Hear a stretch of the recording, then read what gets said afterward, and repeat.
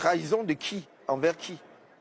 Envers le gouvernement. Donc quand on est nommé dans un gouvernement, c'est un pacte de sang. On ne peut plus exprimer le désaccord. Pourquoi est-ce que cette question est abordée comme si c'était une spécificité camerounaise qu'un membre du gouvernement démissionne? Pourquoi c'est abordé de cette façon-là? On est presque choqué, excusez-moi de dire cela comme ça, que l'on présente quelqu'un qui exprime un désaccord politique et qui a le courage de dire « je suis en désaccord, je pars » comme une trahison. Mais si on veut parler de trahison, est-ce qu'on a pu penser un seul instant que je considère comme une trahison la façon dont on a conduit les affaires du pays, alors qu'on m'avait fait croire que, effectivement, dans ce septennat, c'était le septennat de grandes ambitions où l'on voulait réaliser de grandes choses pour les Camerounais et qu'on n'a pas pu faire? Il faut arrêter de perdre les Camerounais avec ce genre de questions, parce que même le seul fait de poser une telle question, sous cet angle, je vous signale qu'à l'heure actuelle, le président du Sénégal, l'actuel président du Sénégal, avait été sous le président Wade, son ministre, son premier ministre, son président de l'Assemblée nationale. Il était membre de son parti, PDS. Moi, je n'ai jamais été membre du RDPC. Jamais. Ni d'aucun autre parti avant la création du MRC. Et vous me parlez de trahison, et lui, il est parti du gouvernement. Il est parti de l'Assemblée nationale. Il a créé un parti contre M. Wade, qu'il a battu aux élections. Il est devenu président. Jamais les Sénégalais n'ont vu cela comme une trahison. Et on peut citer de nombreux exemples dans les pays développés où vous vivez. Je crois qu'ici même en Belgique, où vous vivez, il y a des émissions tous les jours. Y a-t-il une spécificité camerounaise? Y a-t-il une sorte d'enchaînement? Ce sont des chaînes que l'on vous pose lorsqu'on vous nomme au gouvernement, en sorte que lorsque vous exprimez votre désaccord et vous partez, que l'on vous parle de trahison.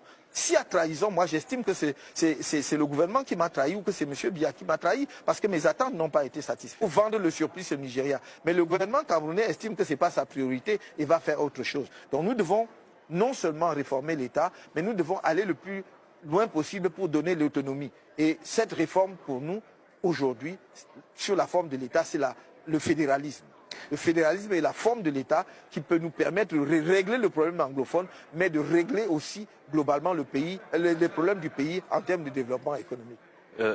Et pourtant, vous avez servi pendant 7 ans cette institution, ce régime. Oui. Pourquoi avoir mis autant d'années avant de partir, avant de démissionner? J'avais au sein du gouvernement camerounais, pour ceux qui suivent de près les affaires de notre pays, j'avais, en dehors de mes fonctions en tant que ministre délégué, parce qu'il faut toujours rappeler que j'étais ministre délégué au ministère de la Justice. Cela veut dire qu'il y avait un ministre de la Justice. Je n'ai jamais géré la justice camerounaise, c'est-à-dire les tribunaux. Non, j'étais donc ministre délégué et d'ailleurs mes attributions étaient connues. J'étais en charge de l'élaboration des textes, c'est-à-dire de la législation. J'étais en charge de suivre les professions judiciaires et j'étais en charge des questions de droits de l'homme. Et sur ces 3 fronts, nous avons fait des progrès énormes pendant ma durée, mon passage au gouvernement. Le code de procédure pénale aujourd'hui, qui est l'un des plus protecteurs des libertés, mais n'est pas appliqué par les magistrats, c'est nous qui l'avons adopté. Enfin, en tout cas soutenu et défendu. Bon. S'il existe un rapport sur les droits de l'homme au Cameroun aujourd'hui, et l'ensemble de la législation en matière de droits de l'homme, c'est pendant que nous y étions. C'est lorsque nous sommes partis qu'en 2014, on a adopté cette loi liberticide sur le terrorisme. Nous n'aurions jamais fait passer une loi pareille. C'est lorsque nous sommes partis que l'on a adopté le code électoral qui existe aujourd'hui, que l'on a trituré, tripatouillé le texte sur le code pénal, du code pénal. Mais cela ne vous empêchait pas de voir la situation générale du pays et d'être alarmé parce que vous étiez de toutes les façons au service d'un gouvernement. On est au service d'un État. Le gouvernement lui-même est au service d'un État. Et moi, j'étais au service de l'État du Cameroun. Et je vous ai parlé de mes fonctions en tant que ministre délégué. J'avais ensuite, sur le plan technique, la conduite du dossier dit Bakassi, c'est-à-dire de la frontière entre le Cameroun et le Nigeria. Et j'ai toujours dit aux Camerounais que mon sentiment profond est qu'on m'a nommé ministre pour conduire ce dossier-là. Et je l'ai fait avec, j'allais dire, tout mon patriotisme, avec tout ce que je peux avoir comme connaissance et compétence. Et si vous étiez très attentif à ce qui s'est passé, j'ai tenu ma dernière réunion, puisque vous revenez sur cette question à laquelle je réponds depuis 7 ans, j'ai tenu ma dernière réunion avec le secrétaire général des Nations Unies à New York, sur le dossier Bakassi en novembre. Je suis rentré en novembre et j'ai démissionné du gouvernement camerounais. Parce que Nous sommes en 2011. Nous sommes en 2011. Parce que vous semblez perdre de vue le fait que j'ai démissionné et qu'on ne m'a pas renvoyé du gouvernement. Donc j'ai démissionné à partir du moment où j'ai estimé que j'avais accompli l'essentiel de ma tâche qui était de conduire à bon port le dossier Bakassi. Et j'aurais fait autrement, ce serait apparu comme une trahison pour mon pays de laisser un dossier aussi important juste parce que j'ai un désaccord politique fondamental sur la conduite des affaires du pays, laisser qu'une partie du territoire camerounais risque d'être arrachée par un pays voisin. Donc vous démissionnez en 2011, en 2012 vous créez le MRC. Oui, on crée ensemble avec d'autres personnes le MRC. Et déjà dès le lancement vous avez des problèmes, on vous empêche de lancer le parti. Est-ce que vous avez parlé de trahison, est-ce que c'est pas légitime quelque part aussi que le gouvernement ait perçu votre démission suivie de la création d'un nouveau parti comme une forme de trahison aussi? De qui? Trahison de qui? Envers qui? Envers le gouvernement. Donc quand on est nommé dans un gouvernement, c'est un pacte de sang. On ne peut plus exprimer le désaccord. Pourquoi est-ce que cette question est abordée comme si c'était une spécificité camerounaise qu'un membre du gouvernement démissionne? Pourquoi c'est abordé de cette façon-là? On est presque choqué, excusez-moi de dire cela comme ça, que l'on présente quelqu'un qui exprime un désaccord politique et qui a le courage de dire « je suis en désaccord, je parle » comme une trahison. Mais si on veut parler de trahison, est-ce qu'on a pu penser un seul instant que je considère comme une trahison la façon dont on a conduit les affaires du pays, alors qu'on m'avait fait croire que, effectivement, dans ce septennat, c'était le septennat de grandes ambitions où l'on voulait réaliser de grandes choses pour les Camerounais et qu'on n'a pas pu faire?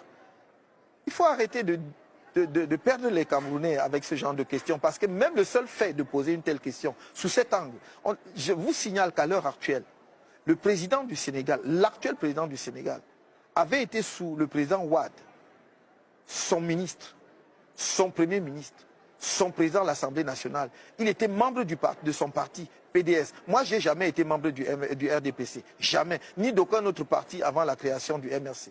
Et vous me parlez de trahison, et lui, il est parti du gouvernement. Il est parti de l'Assemblée nationale. Il a créé un parti contre M. Wade, qu'il a battu aux élections. Il est devenu président. Jamais les Sénégalais n'ont vu cela comme une trahison.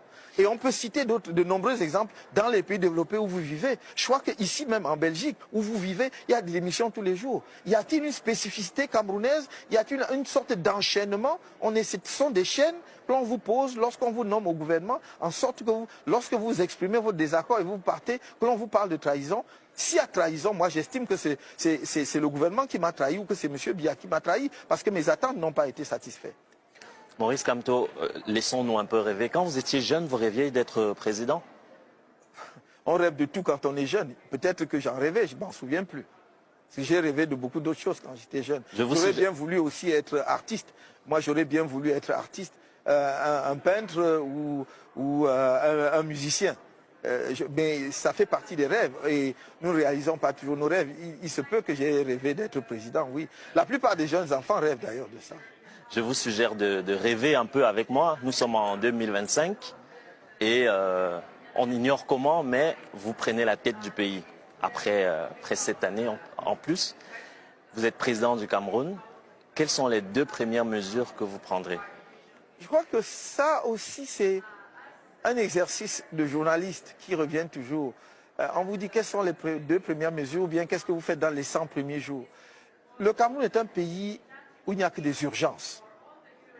Il y a des urgences sociales, il y a des gens qui n'ont pas d'eau potable au Cameroun.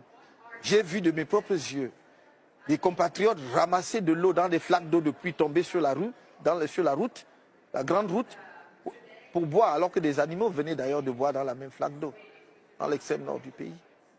Donc quand vous avez ça, c'est une urgence absolue. Vous ne pouvez pas mettre en 2e position. Mais il y a des urgences, d'autres urgences sociales.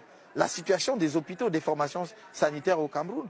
Peut-on différer la nécessité de réformer le système sanitaire, de redonner la confiance au personnel de santé, de mettre en place un plateau technique qui permet de prendre en charge les affections les plus simples sans que l'on court le risque d'y laisser sa vie? C'est une urgence. Il y a l'urgence scolaire, le système scolaire.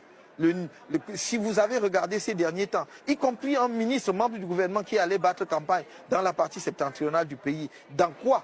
Dans une école soi-disant, il est assis sur une table banc, mais dans quoi? Ce sont des branchages d'arbres sans feuilles qui servent d'établissement scolaire. Les enfants continuent à s'asseoir à même le sol. C'est une urgence. Mais il y a aussi l'urgence économique, de la situation économique. Nous n'avons plus d'investissement direct étranger. Nous n'avons plus que quelques rares investissements locaux, en particulier d'ailleurs dans les bâtiments, pour construire soit des hôtels, notamment parce que la plupart des opérateurs économiques attendent la CAN, la Coupe d'Afrique des Nations de 2021, en espérant de rentabiliser leurs investissements. Tout est urgent. Regardez le niveau d'infrastructure, notamment routière. Entre les liaisons entre les principales villes du pays, Douala et Yaoundé, Yaoundé et Bafoussam, Douala et Bafoussam. C'est terrible, mais je ne parle pas d'autres régions. Pour aller du Cameroun, du sud du pays à Maroua jusqu'à Koussery, il n'y a plus de route. Je me demande comment ces populations vivent. C'est un désastre économique et social. Il n'y a plus de liaison possible entre les deux régions. C'est une urgence absolue. Alors, quand vous me dites quelles sont les deux principales mesures, je suis simplement obligé de vous dire, je prendrai l'ensemble des mesures nécessaires pour faire face aux urgences. Ensuite, nous avons tout le temps de dérouler notre programme économique que nous avons présenté pendant la campagne. Il y a des actions qui vont être des actions à moyen et à long terme, et il y a d'autres qui doivent être prises dans les 3 à 6 mois qui viennent. Mais quand vous exprimez, ça a l'air tellement simple.